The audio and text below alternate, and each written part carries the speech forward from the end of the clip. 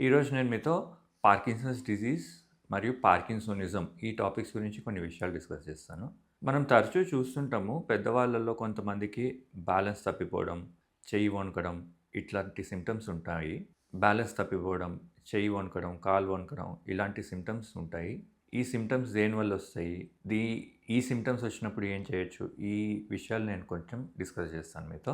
So, parkinsonism అంటే ఏంటి? పార్కిన్సోనిజంలో 4 main symptoms ఉంటాయండి. ఫస్ట్ వణుకు, నిదానంగా అయిపోవడము, కండరాలు బిగిసిపోయినట్టు అనిపించడము, బ్యాలెన్స్ అవుట్ అవ్వడం. ఈ నాలుగిట్లో ఏ 1, 2, 3, 4 సింప్టమ్స్ ఉన్నా గానీ దీన్ని పార్కిన్సోనిజం అంటాం. ఈ పార్కిన్సోనిజం మెయిన్ కాజెస్ 2 గ్రూప్స్‌లోకి మనం విభజించొచ్చు. ఫస్ట్ గ్రూప్ వచ్చేసి పార్కిన్సన్ డిజీజ్ ఆర్ పీడీ అనేసి అంటాము. సెకండ్ వచ్చేసి ఏటిపికల్ పార్కిన్సోనిజం అని చెప్పేసి అంటాం. ఎప్పుడు మనకి పార్కిన్సోనిజం సింప్టమ్స్‌తో ఎవరొచ్చినా గానీ ఫస్ట్ మేము ఏం ట్రై చేస్తామంటే ఏ గ్రూప్‌లో ఫిట్ అవుతారు పేషెంట్. పార్కిన్సన్స్ డిజీజా?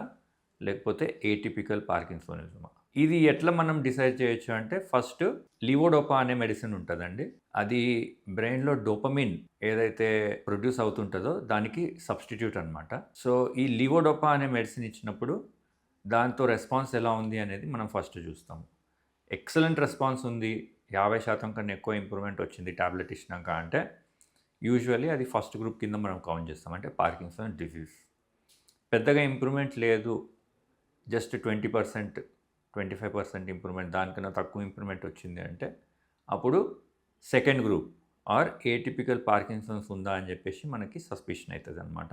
సో, లివోడోపా టాబ్లెట్‌కి రెస్పాన్స్‌ని బట్టి ఫస్ట్ గ్రూపా, సెకండ్ గ్రూపా మనం డిసైడ్ చేయొచ్చు. ఇదే కాకుండా స్కాన్స్ ఉంటాయి కొన్ని.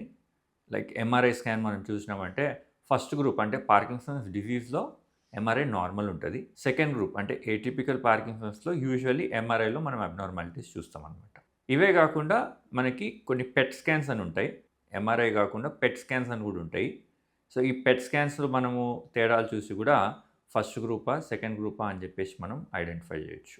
సో, ఈ పార్కిన్సోనిజం సింప్టమ్స్ మనం చూసినామంటే మెయిన్‌గా బ్రెయిన్‌లో డోపమిన్ అనే పదార్థం ఉంటది. ఇది నరాల మధ్య కమ్యూనికేషన్‌కి హెల్ప్ చేస్తా ఉంటదనమాట.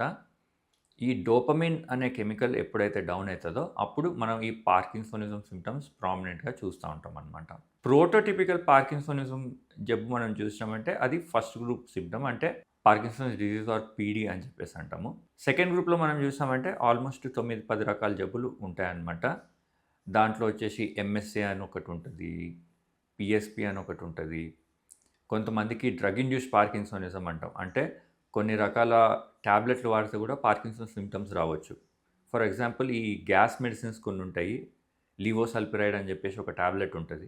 ఆ టాబ్లెట్ వాడినా గానీ కొంతమందికి సడెన్‌గా పార్కిన్సన్ సింప్టమ్స్ మనం చూస్తా ఉంటామనమాట.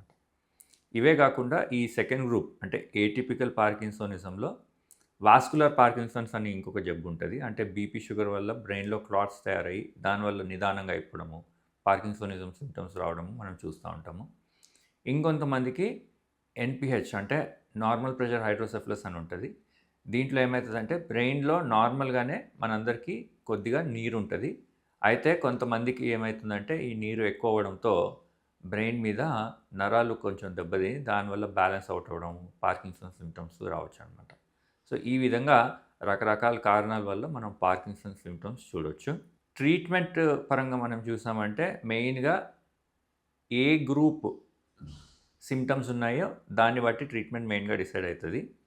ఇందాక చెప్పినట్టు ఈ లీవోడోపా అనే మెడికేషన్ ఏదైతే ఉంటదో ఆర్ డోపమిన్ సబ్‌స్టిట్యూషన్ మెడిసిన్స్ ఏవైతే ఉంటాయో మెయిన్‌గా పార్కిన్సోనిజంలో ఇవే ట్రీట్మెంట్ ఆప్షన్స్ ఉంటాయి.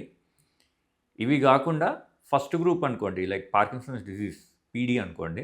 జబ్బు చాలా అడ్వాన్స్డ్ అయిపోయింది అంటే అప్పుడు సర్జికల్ ఆప్షన్స్ కూడా ఉంటాయి. For example deep brain stimulation అని బ్రెయిన్‌లో ఎలక్ట్రోడ్స్ పెట్టి నరాల్ని సరి చేసేకి ఆర్ నరాల సిగ్నలింగ్‌ని ఇంప్రూవ్ చేయడానికి మనం డీప్ బ్రెయిన్ స్టిమ్యులేషన్ ఆపరేషన్ కూడా కొంతమందిలో చేయొచ్చనమాట. అయితే ఇంపార్టెంట్ ఏంటి అంటే ఈ డీప్ బ్రెయిన్ స్టిమ్యులేషన్ వేరే parkinsonism like second group symptoms ఉన్నాయి. ఏటిపికల్ పార్కిన్సోనిజం సింప్టమ్స్ ఉన్నాయనుకోండి. అప్పుడు ఈ డీప్ బ్రెయిన్ స్టిమ్యులేషన్ అనేది యూజ్ ఉండదు. ఇవే కాకుండా కొన్ని టైప్ ఆఫ్ ఏటిపికల్ పార్కిన్సోనిజంలో చాలా ఎక్సలెంట్ ట్రీట్మెంట్ ఆప్షన్స్ కూడా ఉంటాయి. ఫర్ ఎగ్జాంపుల్ ఈ ఎన్‌పీహెచ్ అంటే బ్రెయిన్‌లో నీరు పేరుకోవడం వల్ల పార్కిన్సన్ సింప్టమ్స్ వచ్చాయనుకోండి. ఆ నీరు తీసేస్తే లేకపోతే వీపీ షంట్ అనే ఆపరేషన్ ఉంటది. ఆ నీటిని పొట్టలోకి డైవర్ట్ చేస్తే చాలా ఎక్సలెంట్ రెస్పాన్స్ కూడా మనం చాలా మందిలో చూడొచ్చు. ఇంకొంతమందికి for example drug induced parkinsonism వచ్చిందనుకోండి. ఏదైనా టాబ్లెట్ వల్ల పార్కిన్సన్ సింప్టమ్స్ స్టార్ట్ అయ్యాయనుకోండి. ఇమ్మీడియేట్‌లీ అది గుర్తించాలి. గుర్తించి ఏ టాబ్లెట్ వల్ల ఈ పార్కిన్సన్ సింప్టమ్స్ వస్తున్నాయో ఆ టాబ్లెట్‌ని ఆపేసేయాలి. ప్లస్ డోపమైన్ మెడిసిన్స్ కూడా కొద్ది రోజులు వాడాల్సిన అవసరం ఉంటదనమాట.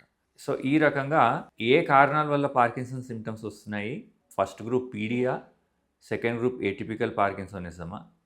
ఏ గ్రూప్‌కి చెందిన సింప్టమ్సో మనం ఐడెంటిఫై చేస్తే దానికి తగ్గట్టు మంచి ట్రీట్మెంట్ ఆప్షన్స్ మన దగ్గర అవైలబుల్ ఉంటాయన్నమాట.